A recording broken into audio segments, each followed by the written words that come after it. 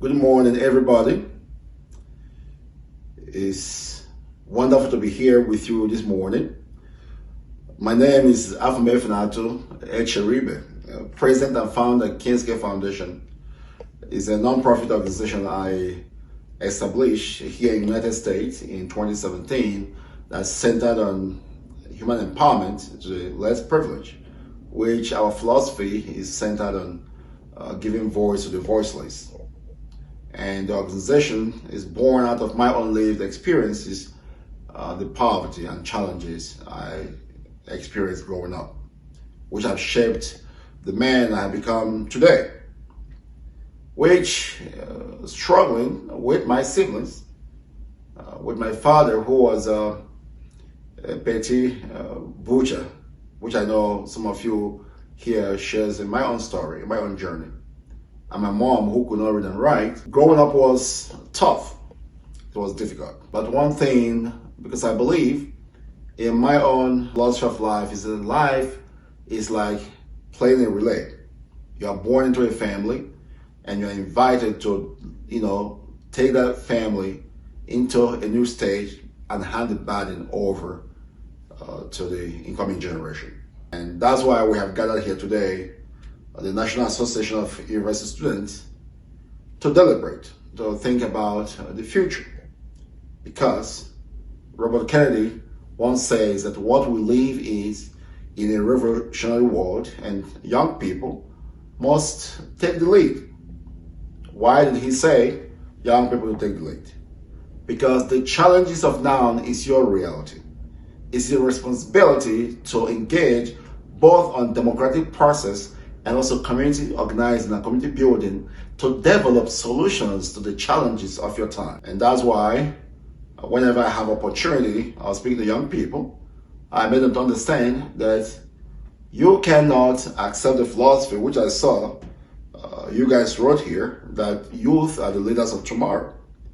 I say that is force. Youth are the leaders of today in order for them to shape the narrative of tomorrow.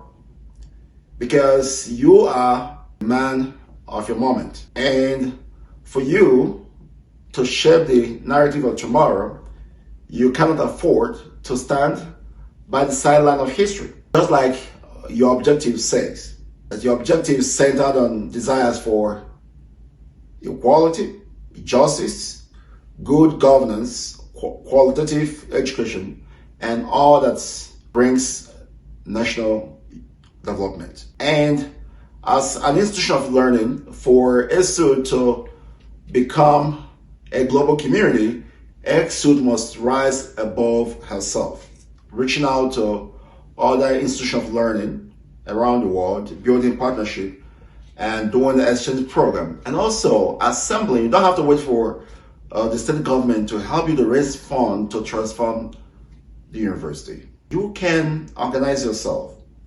Have grant writers who go around on the internet searching for organizations that donate money for a developing nation to develop herself.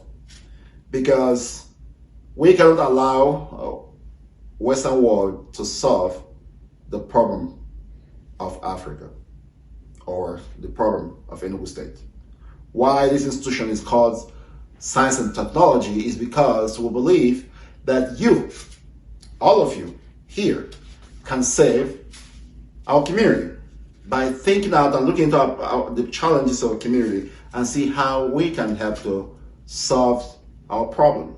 Across the United States of America, I encounter many Nigerians doing great things around the world, in Silicon Valley, to Wall Street, to Washington, D.C., in all the hospitals. In other words, we have all it takes. But just for us to come together, just like what Justice Ruth Ginsburg of the United States says. Fight for the things you care about, but do it in a way that will lead others to join you.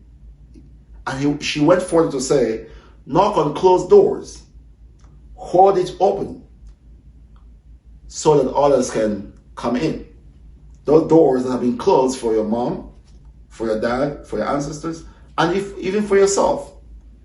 You are called as the leaders of today to knock on it You cannot allow old people to decide. The world is going digital, and there's need for us to inspire a generation like you who think innovatively. What can we create to change and solve the challenges of a community? Just like 60% of death in our communities here in Africa, in Nigeria, are preventable. We can solve this problem in our state. Parkland is our state hospital. We can digitalize and make sure that put solar panel in all the buildings in the hospital. Go from 9th Mile, draw water, bring to solve the crisis of water in Enugu State, and so that our people don't have to travel to India to get a good health care. We can build the Silicon Valley here so that our people can be here in Enugu State and working for organizations around the world. Just like India, they are on the rise. Today, an Indian will be in their village, in their communities, working for different organizations that are making over 200,000 a year. You can inspire your leaders to do that. You are the leader. You are the change. Don't allow people to co-opt you into thinking low of yourself. Usually when people want to address me, I tell them my name is Afam F. Nato. I tell them I'm not a chief, I'm not a boss. For me, these are unimportant. What is important is my ability to inspire some of you to think innovatively and see how we can come together and build a better state. Some of you here who are gifted in sports should organize and talk with your leaders, your state government, to build connections with other universities overseas so they can get scholarships to go to America or Europe to play soccer, basketball, and volleyball, and develop yourself and come back to develop the state. That is why we have government, to develop you. I'm working with some development team for us to introduce what I call Africa Healthcare, that will become a digital hospital like here in America or in England, so that people can, by touching on their phone, you can see a doctor anywhere. These are the things we'll be talking about. And when we finish that development of that app, it's going to create millions of jobs, because now you can be in your village or in your bedroom in your village and see a doctor in any part of the country. That is what we're called to do, my dear people. So let us knock on those doors, the door of your VC, asking for a holistic change, a clean environment. Let there be an opportunity for you to create something. A suit, challenge yourself that in the next 4 years, that somebody here will be able to invest something that will move the university forward. So my dear people, it's an honor and privilege for me to be here talking to you today.